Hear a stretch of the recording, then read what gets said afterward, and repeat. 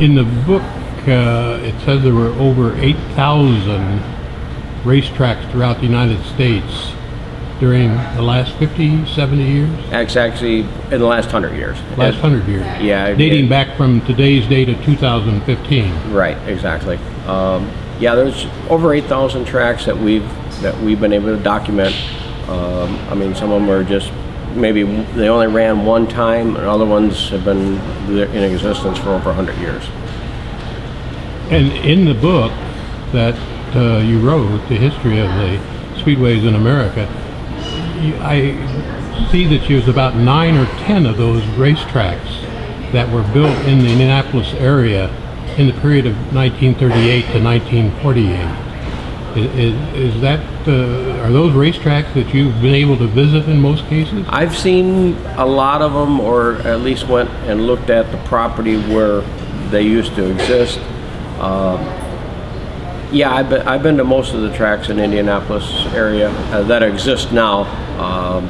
It's pretty unique. I mean, of course, Indianapolis has got the history with the big speedway, and it's always been a racing town. The Speedrome was built in the late summer of 1941 by the Sexton brothers, and it opened on September 9th, 1941.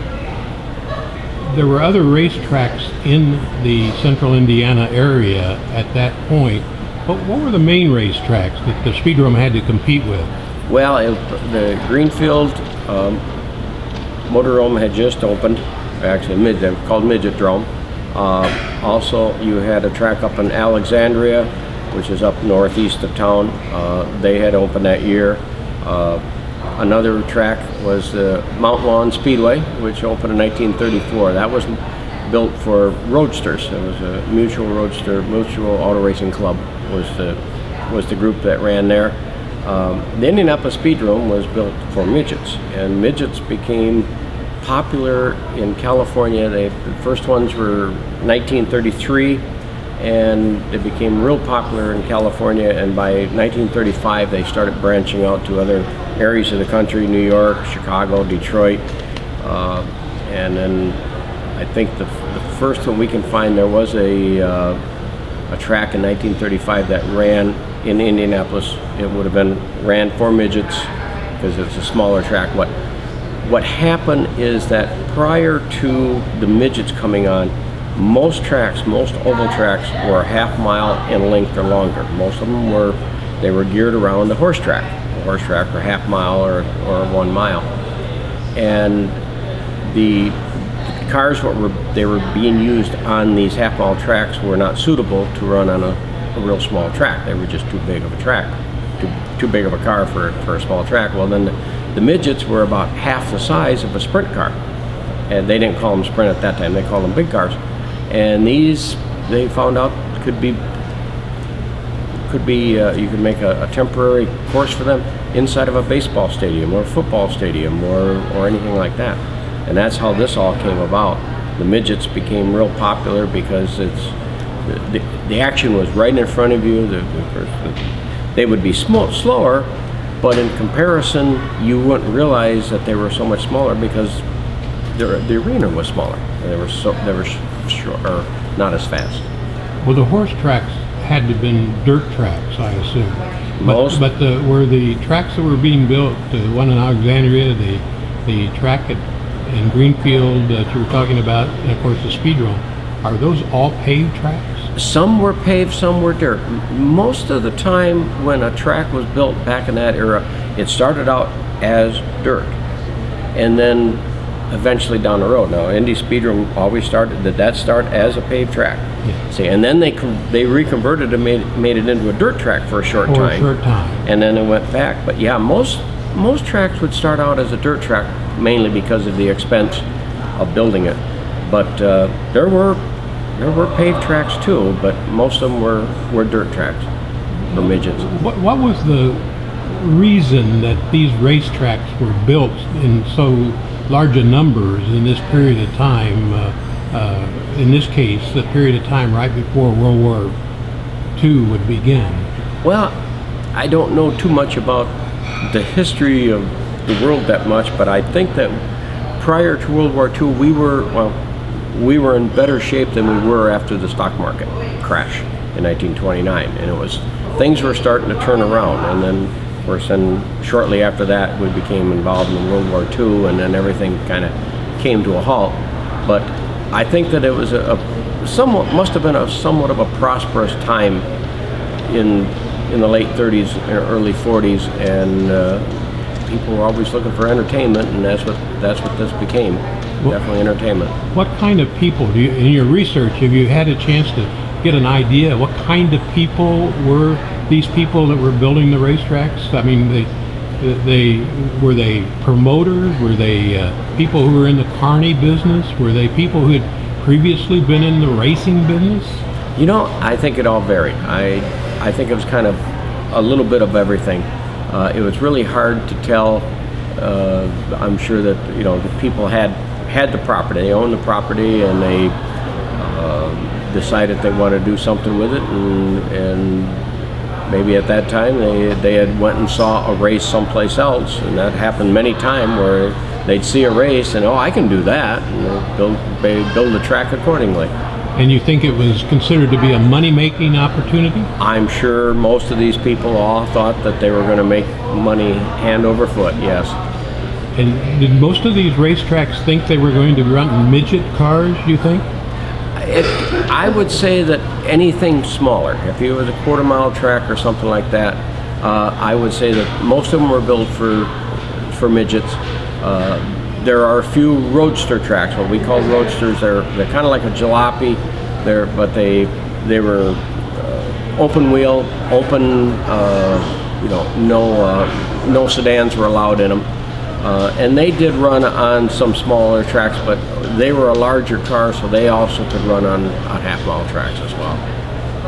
What about the people who drove them? Was there any common thread that went through the people who were driving the race cars in those early post-Depression and pre-World War II days?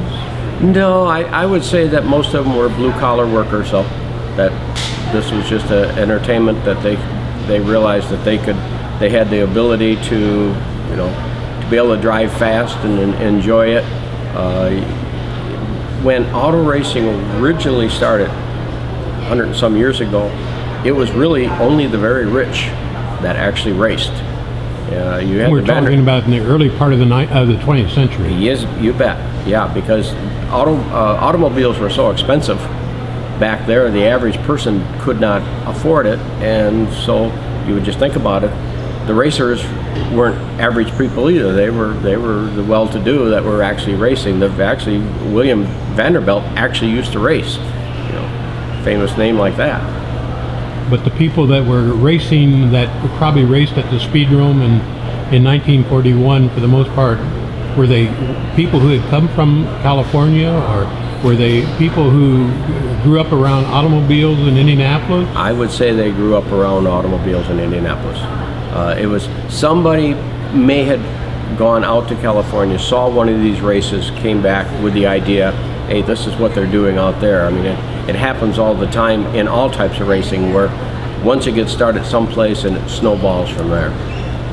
Once somebody starts making money at it, other people start trying to make money too. I don't know so much if it's about making money as it's being done someplace else. Let's try it ourselves, and then all of a sudden the money becomes a factor, and some people go into the auto racing with the wrong as, I'm going to make tons of money. Well, it can happen. Yeah.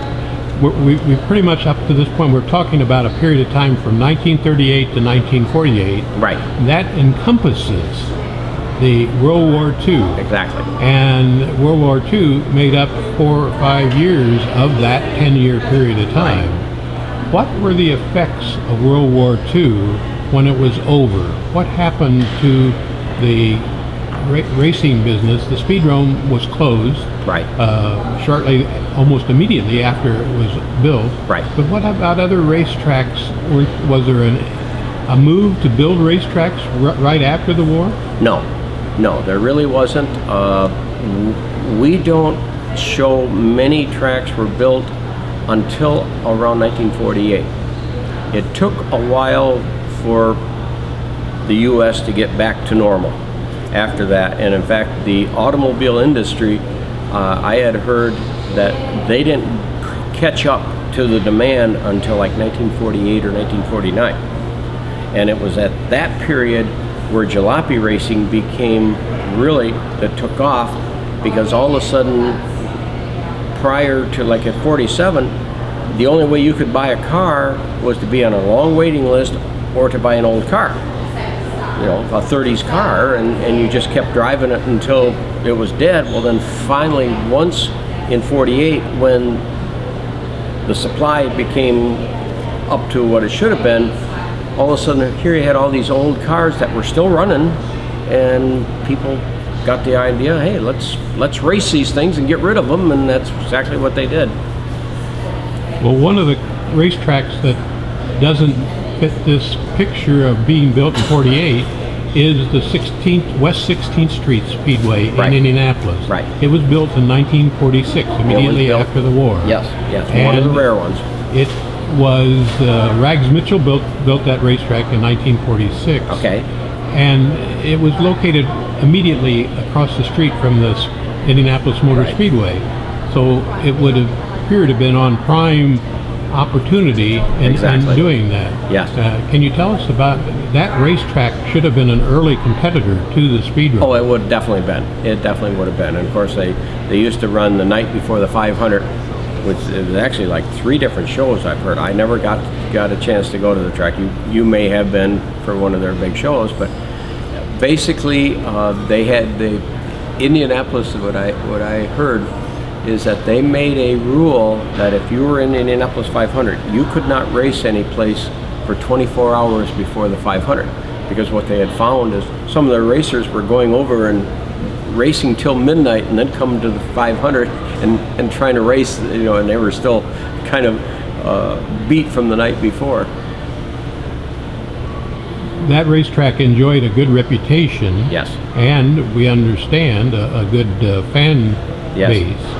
But it was sold just 12 years after it was built in 1958. It was turned into a shopping center. Right. Well, what do you think, you know, what prompted that? Why was it built and it was successful, and it was in a location that you would have thought it was in the middle of auto racing territory, yet it lasted only 12 years? Well, I think that as Indianapolis grew and somebody had the foresight to see that having a shopping mall right across from the Indianapolis Motor Speedway, well, the one thing about a shopping mall, it's 365 days a year, or maybe at that time they weren't, a lot of the places wouldn't have been open on Sunday, but even still, where a racetrack may ran, you know, 30 to 40 times a year back then, most racetracks now you're talking about 20 times a year for a weekly show. But so I mean, you've got property that could be utilized year-round instead of basically just during weekends on the summer. But again, perhaps profit motive played a part in the situation? Exactly. Whoever owned the 16th Street Speedway at that time probably was offered a great deal of money, and well, what do I do? Do I do a lot of work, or do I sell this? So that's self-explanatory what happens. Of those other racetracks that you chronicle as being part of those racetracks built during this period of time, are any of those racetracks still running other than Indianapolis Speedrome? Well, you got Anderson Speedway, I believe, was built in 1947, and that one is still running, and Anderson was like 25 miles out of Indy.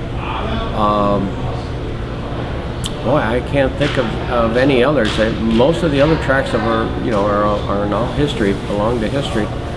You've got other tracks, but most of them are larger half-mile tracks, like in Winchester. That opened back in the teens, and that's still operating. And then Mount Lawn Speedway is still operating. But that was 1934. They built that in 34. It is still operating, but it's never really been a very successful track. But in looking back over all the history and all the research you did, do you see any reason particularly that the Speedrome was successful how did it survive when other racetracks, maybe better located, maybe even more famous in terms of events like the night before the 500 race and things like that, those racetracks didn't survive, but the Speedrome did. Why do you think that happened? Perseverance. No, a lot of it, I think, depended on the person who was actually operating the racetracks, as the promoter, the manager, or whatever. If they had the excuse me, if they had the foresight to change with the times, because I know that midget racing, which is what the track was built as, started phasing itself out. It became too expensive by the early 50s. And any track that tried to continue to run midgets was destined to fail. Because there's only one track left in the country, and that's Angel Park, that was built as a midget track and remains to this day as a midget track. All other ones have either changed the type of racing they did or have been sold for different items, for shopping malls or something else.